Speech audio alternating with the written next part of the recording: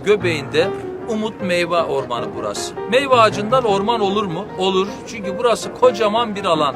İçerisinde 16 çeşit meyvamız var. Keyifle gelip gezeceğiniz bir alan. Cuma günü ağaçları çocukların elleriyle dikiyoruz. 1. sınıf çocuklarıyla beraber dikimimizi bu sene bu bahçemizde yapıyoruz. 140'ın üzerinde de hobi bahçemiz var.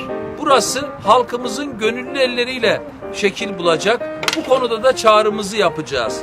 Ama öncelikle Cuma günü tüm Beylikdüzülüleri bahçeye, doğaya, meyveye meraklı, yarın dalından ben de koparmalıyım ve meyveyi burada tatmalıyım diyen tüm halkımızı bu açılışımıza davet ediyoruz.